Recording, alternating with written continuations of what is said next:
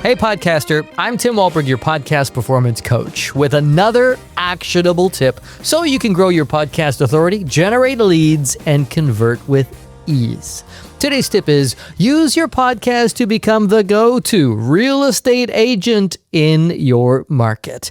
If you're a realtor thinking about podcasting or you've already launched one, this episode is for you. Because let's face it, there are a lot of realtors out there. Your face is on bus stops, benches, billboards, and on top of grocery lists. Those paper pads I love so much. But if you really want to cut through the noise, you need to be known for something. And podcasting is a powerful way to do that. So how do you make sure your podcast actually helps you grow your real estate business? Let me give you 3 tips that'll have your podcast pulling in clients. Number 1, stay local, stay known.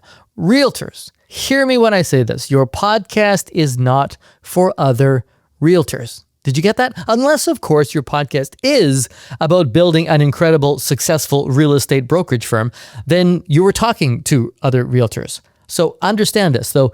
Usually, though, your podcast is not the place to flex your broad industry knowledge to impress your peers. Your show is for buyers and sellers in your market. So talk to them, serve them. You're in the service industry, right?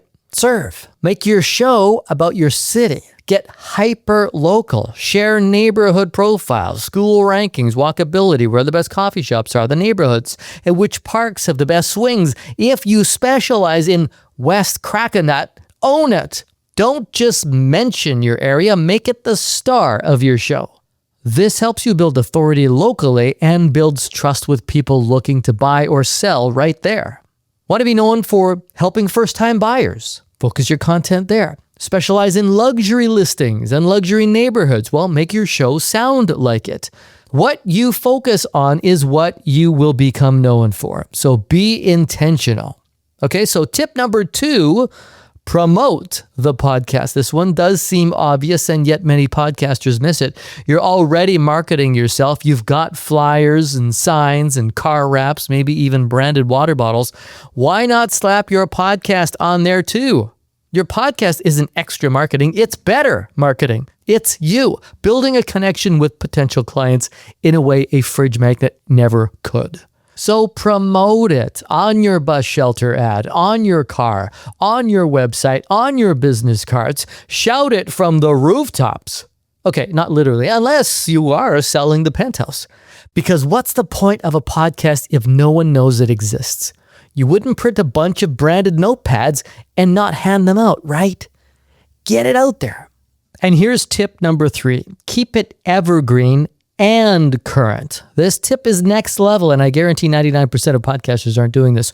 You can make your podcast evergreen and still keep your listings and market updates current. How? Use dynamic content, also known as dynamic ads. Now, before I lose you, hang on a second here. This doesn't have to be complicated or even sound like an ad. Think of this as a segment you drop in at the beginning, middle, or end of every episode. You're basically adding a mini, timely segment that could cover what's trending in the market this week, or your latest listings, or what does the latest interest rate change mean? Or it could even be a quick story about how you helped your client get their dream home for 5% under ask. You pitbull, you. Dynamic content lets you keep every episode fresh, even the ones you recorded months or years ago. That way, your listener always hears your most recent updates, and your episodes become a living, breathing, dynamic marketing tool. Here's a bonus tip, just because I love you, realtors. Don't skip the CTA, that call to action, and make it contextual. We've covered that your podcast is a marketing tool, so put it to work. That means you need a call to action, but not just any CTA, one with context. Tell your listener why they should work with you and how. If you specialize in relocations, say it. I've helped over 300 families feel welcome in Mill Bay. If you're new to town, call me and let's find your next home. Or if you help downsizers, I know leaving the family home can be emotional. I don't just help you downsize, I help you find a place where you'll feel right at home. Head to my website to book a call. Be clear, be confident, and for the love of podcasting, tell them what step to take next. Every CTA, every call to action needs a what, why, and how. What to do, why to do it, and how to do it. Okay, so let's recap. Since I know that you're probably doing 10 things while you're listening to this episode because you're a busy realtor. I know, I get it. So here are your real estate podcast musts. Number 1, be local and stay focused. Number 2, promote and podcast like it's your best listing. Number 3, use dynamic content to make all of your episodes current. And number 4, that bonus tip, nail your CTA every time. Do these and you'll turn your podcast into the kind of marketing tool that actually brings in clients. And I hope that's just the tip you need.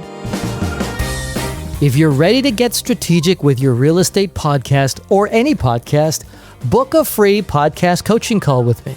Just you and me talking about your podcast. Book your free podcast coaching call by using the link in the show notes or at podcastperformancecoach.com. I'm Tim Walberg. See ya!